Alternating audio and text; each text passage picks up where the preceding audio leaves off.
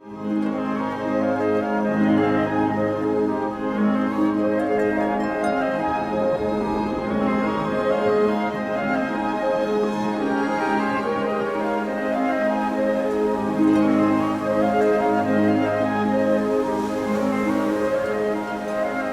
mar.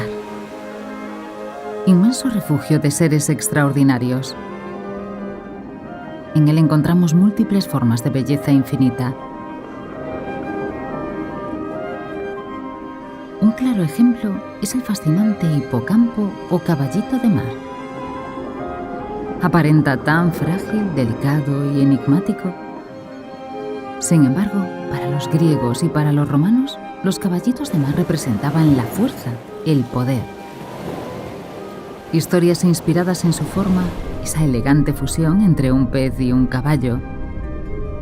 Capaces de cabalgar sobre las olas, estas criaturas eran las encargadas de tirar del carro del dios del mar, conocido como Poseidón o Neptuno. Este enigmático animal es un pez muy peculiar, con una biología y un comportamiento único en el reino animal. Junto con sus parientes más cercanos, los no menos singulares peces pipa y los espectaculares dragones de mar, constituyen la familia de los signátidos, palabra que significa mandíbula fusionada. Son muchas las características que hacen de estos pequeños animales marinos seres únicos en la naturaleza. Los caballitos de mar no se caracterizan por ser grandes nadadores. Se mueven con lentitud y elegancia. Incluso ante cualquier tipo de amenaza, su estrategia de defensa es el engaño.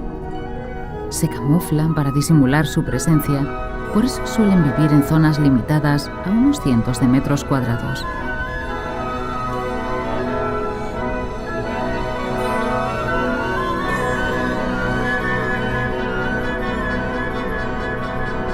La reducida capacidad de natación de estos peces se debe a una serie de limitaciones impuestas por las características de sus aletas. Carecen de aleta caudal y aleta ventral, así que las aletas que toman protagonismo en la natación son la dorsal que los impulsa hacia adelante y las pectorales para tomar dirección a derecha o izquierda. Pero no son los más lentos de la familia. Los increíbles dragones de mar son los reyes de los movimientos suaves y armoniosos, garantizados por sus aletas y toda una serie de apéndices y prolongaciones dignas de un desfile de disfraces.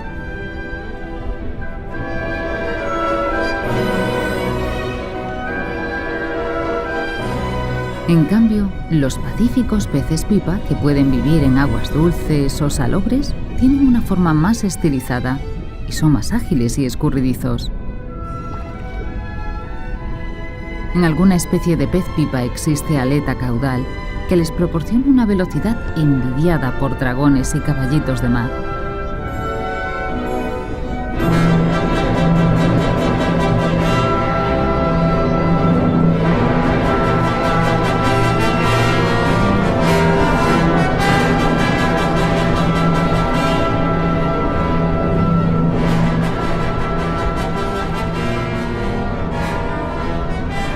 Ninguna especie de signátido tiene escamas.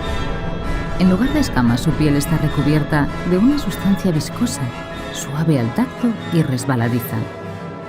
Bajo la piel se esconde una auténtica armadura ósea, formada por multitud de piezas perfectamente ensambladas y diseñadas para realizar movimientos precisos de las diferentes partes del cuerpo. Este perfecto engranaje hace posible que un caballito de mar se pueda sujetar con la cola a casi cualquier elemento disponible.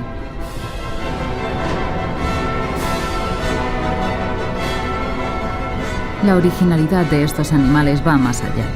Son los únicos en el reino animal que quedan preñados. Sí, son los machos los que se encargan de las labores de crianza de sus hijos. Las hembras producen los huevos que posteriormente depositan en el cuerpo del macho. A pesar de ser un icono de la rica biodiversidad de nuestros océanos, hasta hace poco se desconocían muchos aspectos de estos animales. En el Instituto de Investigaciones Marinas de Vigo, del Consejo Superior de Investigaciones Científicas, El grupo que coordina el Dr. Miquel Planas estudia la biología y ecología de los ignátidos.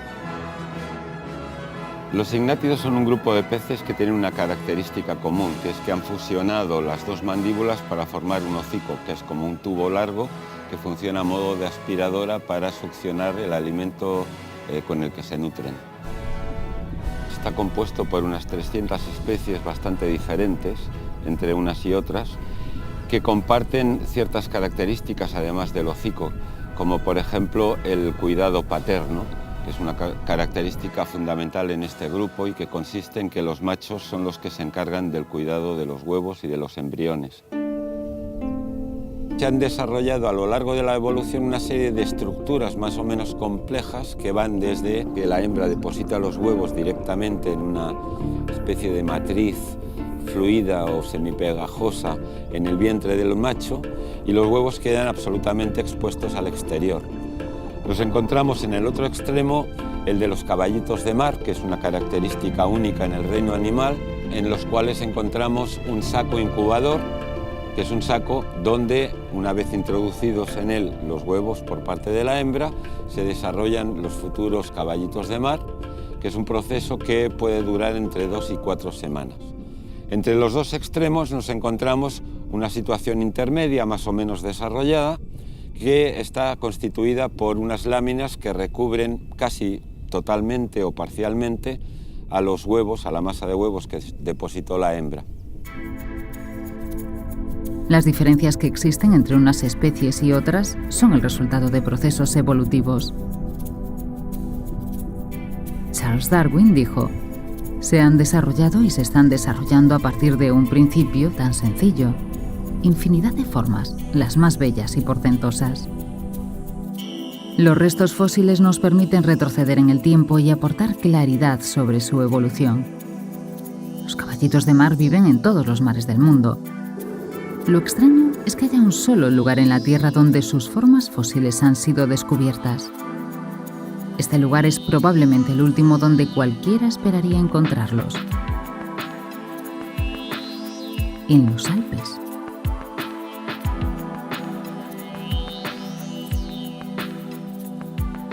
This site in the Tunitze Hills is really a seahorse's treasure trove.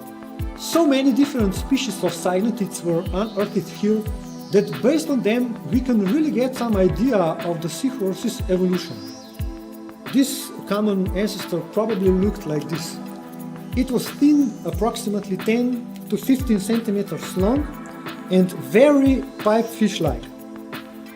This is the first species. It's not a seahorse. It's a pipe horse or a sea dragon, Hippocalyptis aedes. This is the only known fossil form of a pipe horse on Earth. This little beast here, which is almost invisible to the naked eye, is the pygmy pipe horse, Hippotropiscus franki, the only known fossil of a pygmy pipe horse on Earth. It's believed that pygmy pipe horses are one of the evolutionary links between the pipe fishes and seahorses. Later in the course of evolution, these pipe horses started to swim upright with the vertical body posture. This here is the most famous of them all.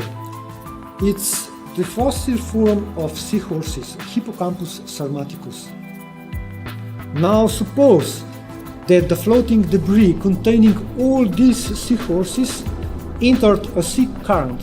Even a moderate sea current with the velocity of 1 decimeter per second could easily disperse them over great distances of several hundred kilometers in 1 month. In the biological literature, this hypothesis is well known as the seahorses rafting dispersal, and these fossils here confirm it. But where did they come from? Our research showed that these species are most similar to the extant relatives nowadays living in the seas of Indonesia and Australia, the region that, based on the genetic research, biologists consider as the origin place of seahorses.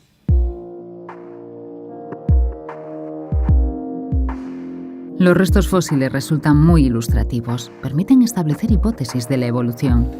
Pero hoy existen técnicas más precisas de biología molecular y de genética que logran profundizar mucho más en el origen y la especiación de los ignátidos.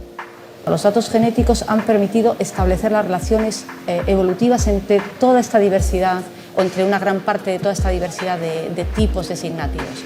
Y así se distinguen los signátidos que tienen la bolsa en el tronco, como los Nerophis, los Entelurus, y los signátidos que tienen la bolsa en el abdomen o en la cola, como los caballitos de mar, muchos otros peces pipa.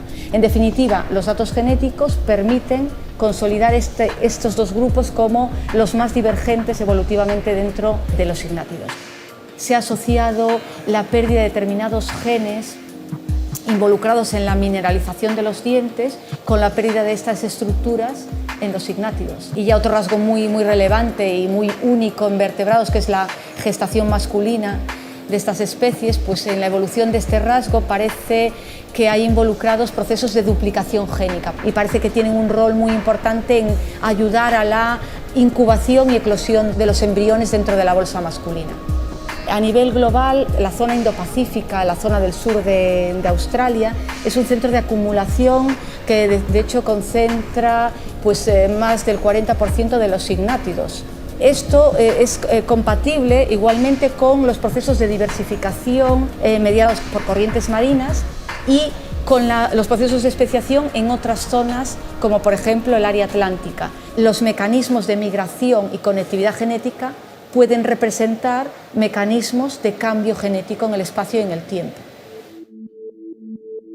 Retrocedamos en el tiempo unos 250 millones de años. Uno de los hechos más significativos fue la aparición del océano de Tetis, que más tarde, en el Mioceno, dio lugar al mar de Tetis, donde se formaron los fósiles más antiguos de signátidos. Hace 50 millones de años se produjo un calentamiento rápido del planeta, que con subidas de temperatura de hasta 7 grados centígrados permitió mantener un clima templado y la expansión de la vegetación. La separación de Australia y la Antártida hizo cambiar las corrientes ecuatoriales, enfriando las aguas que separaban ambos continentes y congelando la Antártida. En consecuencia, se produjo un enfriamiento global del planeta que favoreció la expansión de praderas y bosques adaptados a las nuevas temperaturas. Europa, Groenlandia y Norteamérica también se extendieron de lo que se denominó continente Laurasia. Más tarde, en el Oligoceno, hace 30 millones de años, desapareció el mar de Tetis. Se levantaron los Alpes y se formó el mar Mediterráneo. Hasta entonces, los continentes actuales estaban en contacto, favoreciendo el desplazamiento de especies de unas zonas a otras. En el caso de los caballitos de mar, se cree que su origen fue anterior a la formación del mar de Tetis y sitúa su origen en el Indo-Pacífico. A partir de ahí se produjeron básicamente 3 líneas de diversificación de especies. Una en el propio Indo-Pacífico, donde se encuentran las especies vivientes más antiguas de caballitos de mar y que pudieron alcanzar el Atlántico. Otra en el Pacífico y una tercera difícil de establecer, pero que pudo ser el origen de especies atlánticas tras la desaparición del mar de Tetis. La enorme diversidad reinante en el Indo-Pacífico pudo ser ocasionada por la creación de barreras geográficas, como el cierre de Panamá o el cierre del mar de Tetis, que conectaba el Indo-Pacífico con el Océano Atlántico. A pesar de su antigüedad, los signátidos son peces relativamente modernos. Evolucionaron muy rápidamente a partir de un ancestro común, parecido a un pez pipa, y que dio lugar a 4 líneas evolutivas independientes. El primer gran cambio se produce en el Eoceno. Se fusionan las mandíbulas, aparece el exoesqueleto y el macho incuba los huevos pegados al cuerpo. 15 millones de años más tarde, aparece un saco incubador primitivo en los machos. Hace 40 millones de años surgen los primeros caballos pipa pigmeos, que presentan un saco incubador totalmente cerrado y cola prensil. Y finalmente, en el Mioceno, adquiere la postura erguida.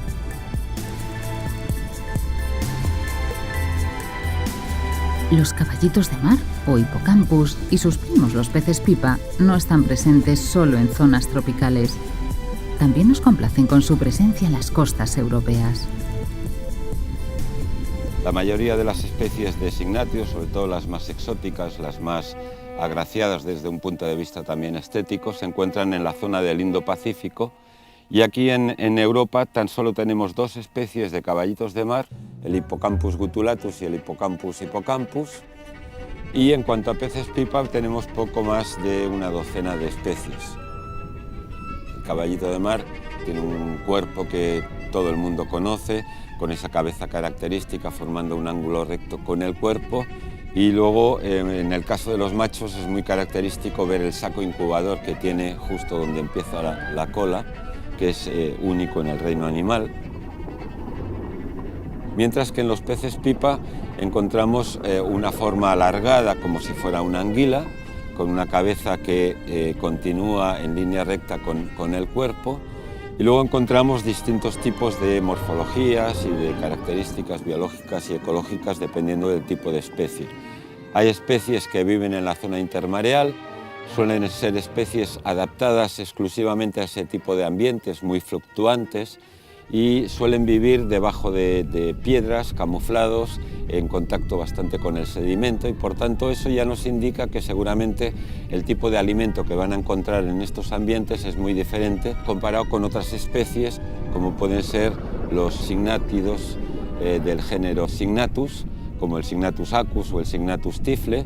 Son especies de más profundidad que tienen un tamaño bastante considerable, pudiendo llegar incluso a los 50 centímetros de longitud, y que son especies muy asociadas a las praderas de fanerógamas y de otros vegetales marinos, de tal modo que es en estas praderas donde encuentran alimento, que suele ser el zooplancton que vive alrededor de estas plantas. El proyecto Hippocampus era un proyecto en el que queríamos empezar a tener información sobre cualquier aspecto relacionado con caballitos de mar fundamentalmente, y en el que también tratábamos de empezar a desarrollar técnicas de cría en cautividad de estas especies. El proyecto Hippoparques va más allá por cuanto hemos ampliado el horizonte de especies con el que trabajamos, y se estableció con el objetivo de poder estudiar cualquier especie de signátido presente fundamentalmente en 2 parques nacionales marítimos españoles, el de las Islas Atlánticas en el Atlántico y el del archipiélago de Cabrera en el Mediterráneo. ¿Por qué pretendemos realizar este proyecto? Pues básicamente porque primero son un grupo de especies que prácticamente se desconoce la mayoría de aspectos ecológicos y biológicos de ellas en nuestras latitudes, y en segundo lugar porque al tratarse de parques nacionales tenemos la posibilidad de poder hacer reservas en determinadas zonas con el fin de poder conservar la presencia y la biología de estas especies en el medio natural. Habitan zonas poco profundas, cercanas a la costa, donde la vegetación es más intensa. No los vemos, pero están ahí, confiados, tímidos. Pasan desapercibidos entre las plantas marinas de gran tamaño que les ofrecen protección y una gran cantidad de alimento. Son cazadores visuales. Sus pequeños ojos se mueven de manera independiente uno del otro. Tienen una visión casi completa de lo que ocurre a su alrededor. La estructura del cuerpo juega un papel fundamental a la hora de encontrar alimento. Les permite moverse con sigilo y acercarse mucho a su presa. La boca, un hocico alargado en forma de tubo, no tiene dientes. En lugar de masticar, succiona con gran rapidez. Pero esta succión solo es efectiva a distancias cortas. Si tienen que desplazarse para conseguir alimento, la pereza gana. Prefieren esperar a que pase un bocado más fácil de capturar. Su dieta la componen fundamentalmente pequeños crustáceos y zooplancton, pero alguna especie puede llegar a ser caníbal y no tienen reparo en alimentarse de sus propias crías. Aunque tampoco resulta tan fácil. Auténticas máquinas devoradoras en ocasiones capturan presas tan grandes que pueden llegar a atragantarse. Se ven obligados a comer de forma constante porque su aparato digestivo es demasiado corto y poco eficiente.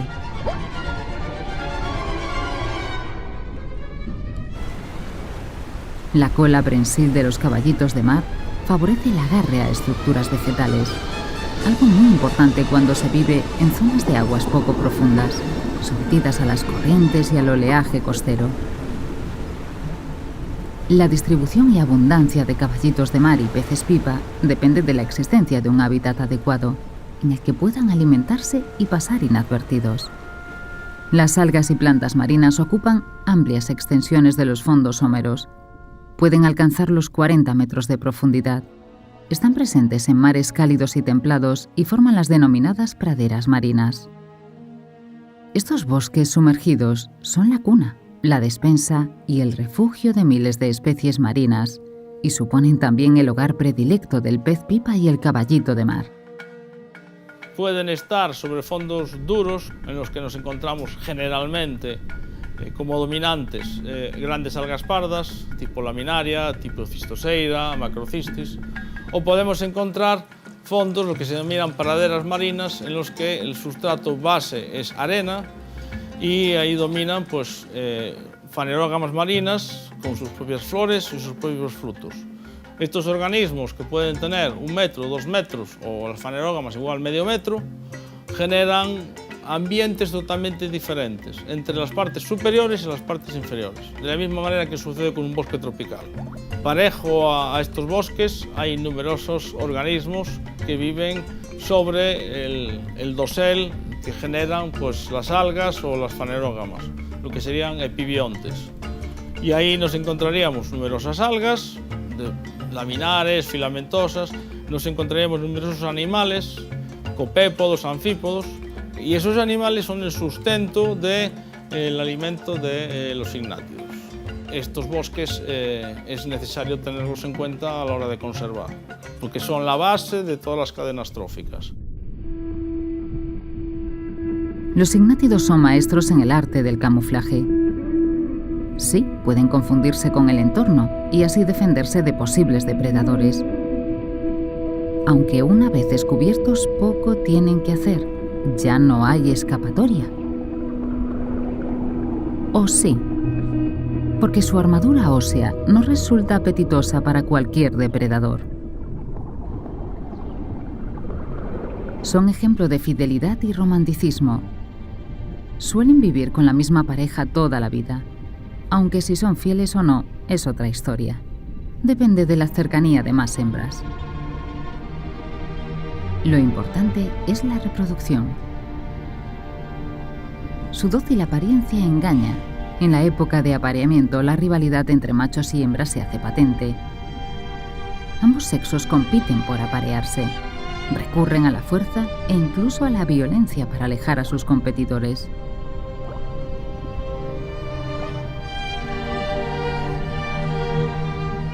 Retirado el adversario, comienzan los acercamientos.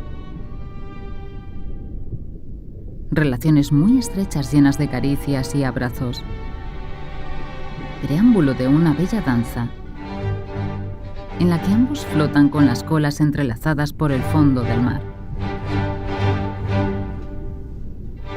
El macho bombea agua por el saco preparándose para recibir los huevos.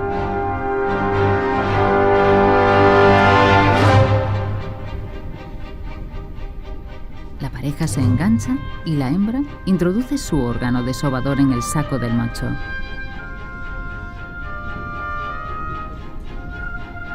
Al entrar en el saco, el macho los fertiliza y los protege físicamente entre 2 y 4 semanas hasta que nacen.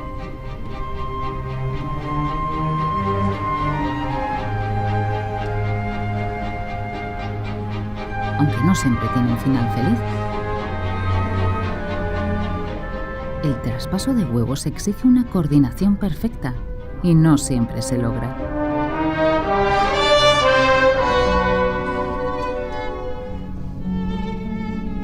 Menos sofisticados, los pacíficos peces pipa se mueven mucho. La hembra persigue al macho, menea el cuerpo y da vueltas a su alrededor. Cuando están a la misma altura, enfrentados, se acarician. El macho se excita, unen sus cuerpos y la hembra deposita los huevos en la parte inferior del abdomen o de la cola del macho. Quedan ahí fijados hasta que emergen los futuros peces. Algo curioso es que los peces pipa pueden aparearse e incubar huevos de distintas hembras a la vez. Machos y hembras están perfectamente sincronizados para repartirse el trabajo de la reproducción, de tal modo que la hembra es capaz de producir huevos en continuo en ciclos sucesivos durante la época de reproducción. Esos huevos los libera en un momento determinado en que el macho es capaz de aceptarlos. La duración de la embriogénesis, es decir, del desarrollo de estos huevos en los machos, va a prolongarse prácticamente durante el mismo tiempo que tarda la hembra en producir un nuevo lote de huevos, de tal modo que cuando ésta ya tiene los huevos preparados, el macho ya está en condiciones, porque ha liberado los juveniles que ya han nacido, los ha liberado y por tanto es capaz de aceptar otro lote de huevos por parte de la hembra. Todo esto es muy importante porque supone que los dos individuos que forman la pareja son capaces de trabajar simultáneamente en labores de reproducción, es decir, constituye una verdadera diferenciación y un reparto perfecto del trabajo de reproducción. Esto, en el fondo, es una eficiencia reproductiva que tienen este tipo de especies. Tras varias semanas de gestación, llega el momento del parto. Al cobijo de la noche, el pez pipa, con una breve y violenta contracción, abre el saco incubador, momento en el que salen al exterior numerosas crías totalmente formadas. El nacimiento de las crías de peces pipa que no poseen saco incubador, como el Nerophis lumbriciformis, es más simple. Ellas mismas se abren camino. Las más rezagadas cuentan con la ayuda de su padre para salir al exterior. El parto del caballito de mar es más largo. Sufre numerosas contracciones antes de dar a luz y se ayuda presionando el saco para facilitar la salida de las crías.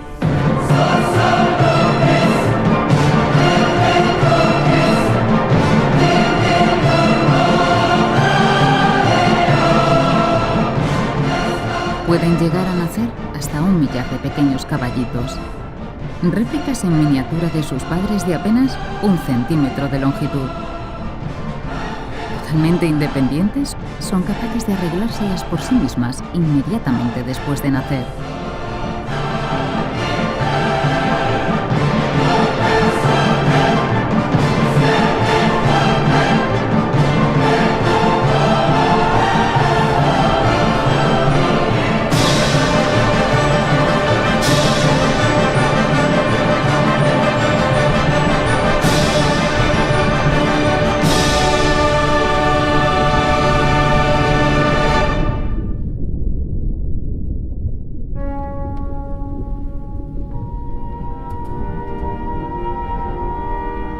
Son de las criaturas más bellas y fascinantes de la naturaleza.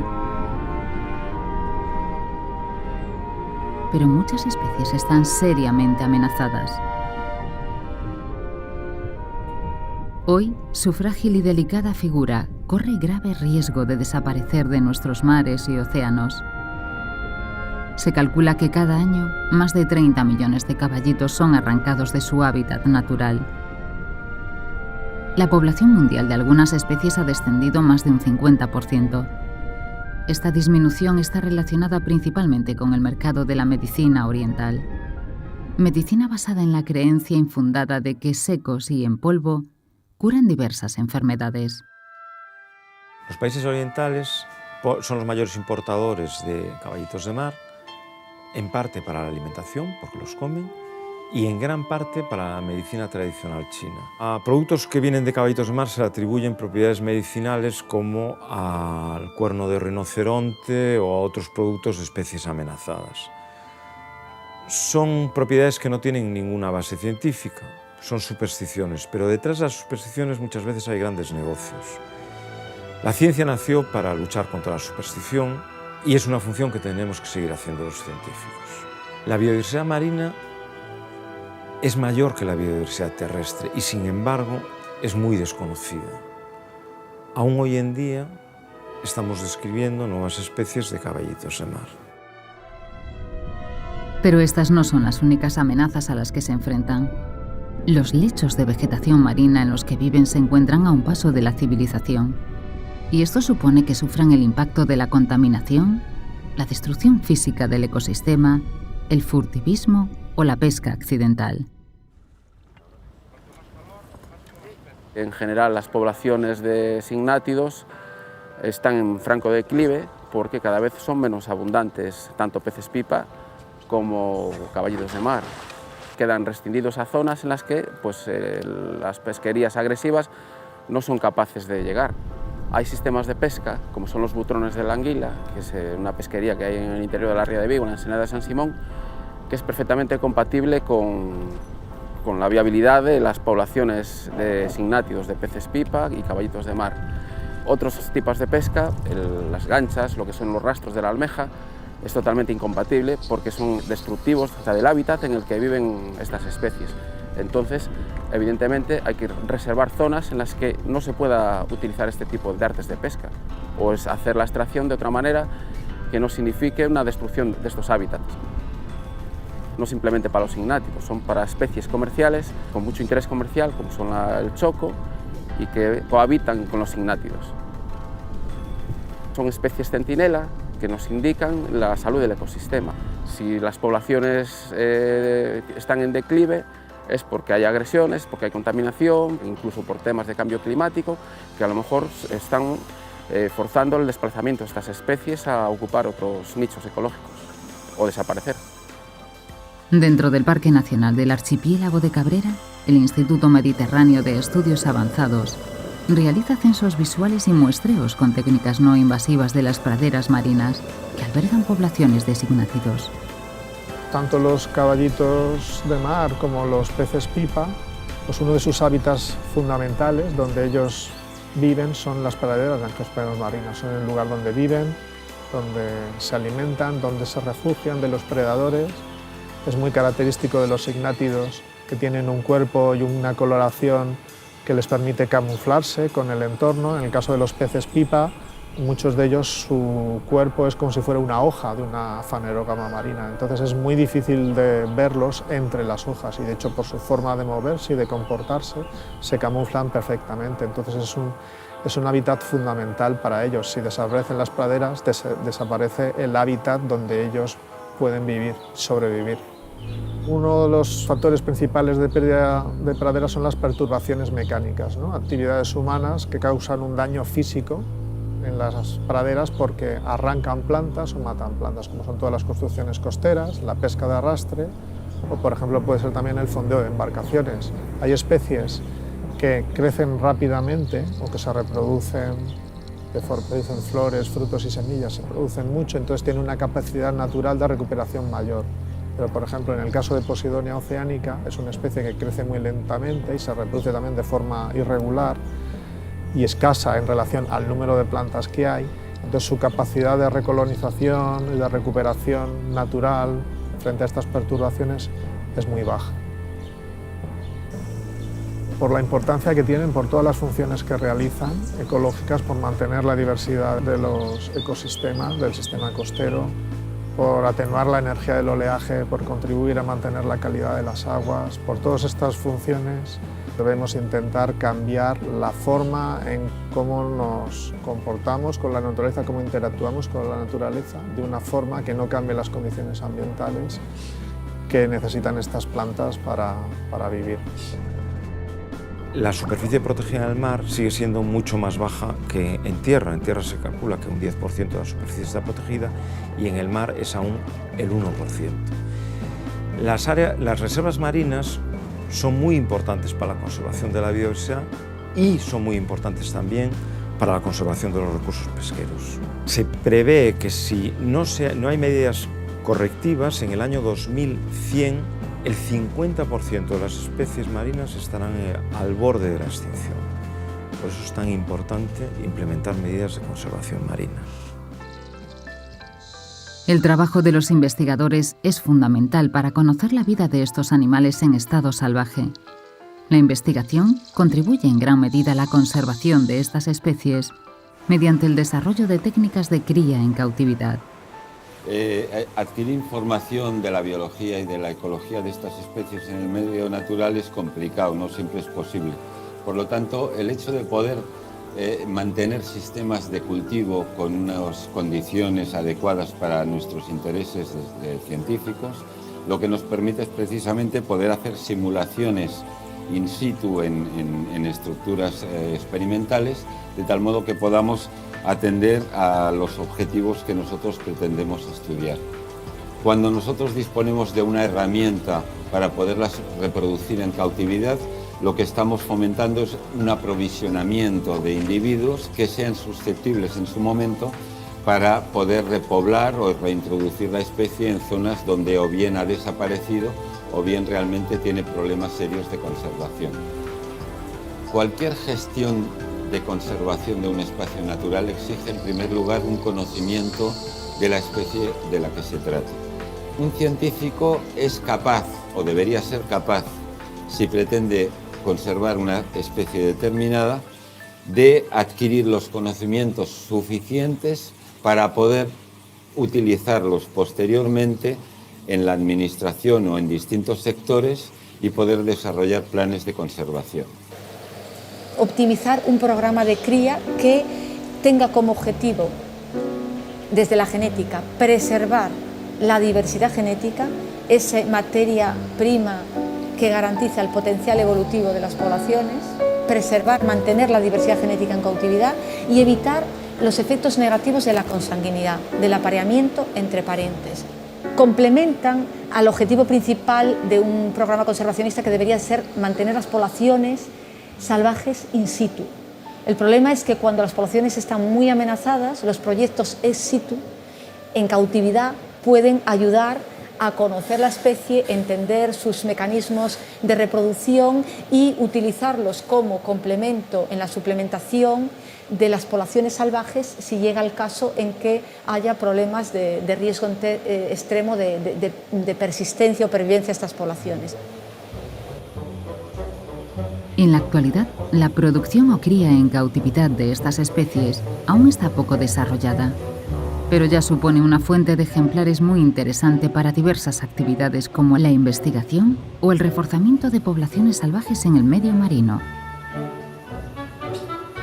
El conocimiento de las características biológicas de las especies es esencial para establecer las mejores condiciones de cultivo.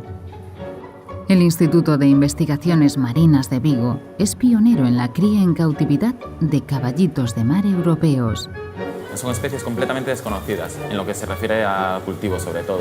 Muy poca gente o nadie trabaja con animales parecidos a estos y nadie trabaja con estas especies concretas. Entonces, todo lo que hacemos es nuevo. Vimos que las primeras camadas que producíamos eran de muy mala calidad y eso era consecuencia de que el alimento no era el adecuado. Tuvimos que hacer analíticas para ver cuáles eran las necesidades hasta que dimos con un alimento de calidad que nos permitió obtener puestas viables. Las crías solo admiten alimento vivo, entonces eso nos obliga a cultivar zooplancton en todas las fases.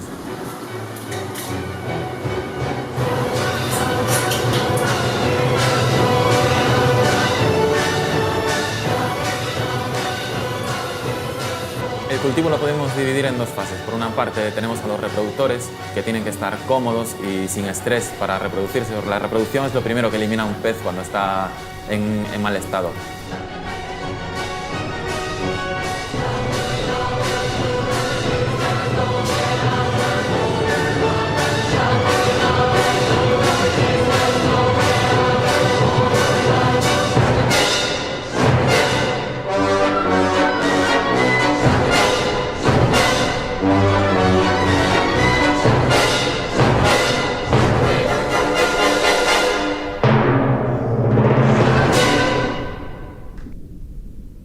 El cultivo de las crías lo realizamos en otros tanques completamente diferentes porque las necesidades que tienen de circulación de agua y alimentos son muy diferentes.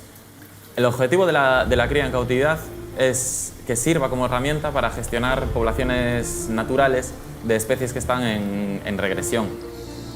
Por ejemplo, haciendo reforzamiento de poblaciones salvajes, reintroduciendo animales criados en cautividad, seleccionados previamente genéticamente en función de las características que tienen que tener para esa zona concreta y soltándolos después en el mar. Por otra parte, está el mercado de la acuariofilia. Trabajamos con especies que son comerciales, que se capturan del medio natural y que se comercializan a lo largo de todo el mundo. Entonces, la cría en cautividad es una herramienta muy buena para evitar que se esquilmen las poblaciones naturales. La investigación, la conservación de los ecosistemas marinos y la protección de la biodiversidad que albergan son de vital importancia, porque el mar es un elemento clave para nuestro futuro.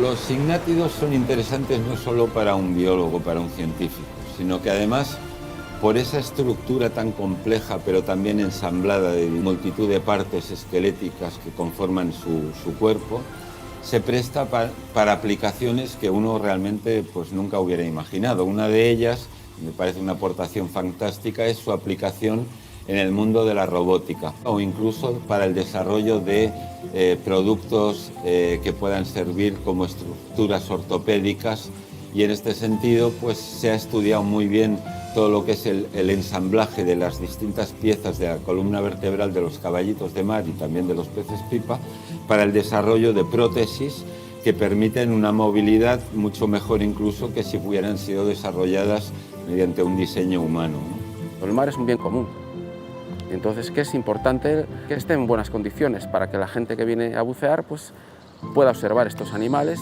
que en principio no tienen valor comercial como comestible, pero sí tienen un valor comercial de cara al turismo. La biodiversidad no nos pertenece, sino que nosotros formamos parte de ella. Si desaparece una especie, no solo perdemos el conocimiento sobre esa especie, sino perdemos conocimiento sobre la evolución y sobre otras especies. Es como si de una novela perdiéramos un capítulo. Podemos no entender la historia completa. Las especies, todas las especies que hay, son un pool genético como un conjunto de oportunidades que la biosfera tiene para afrontar el futuro. Si perdemos especies, perdemos cartas para jugar en el futuro, capacidad de responder a retos que se nos planteen. La sociedad suele buscar otra serie de ventajas económicas en detrimento del medio marino.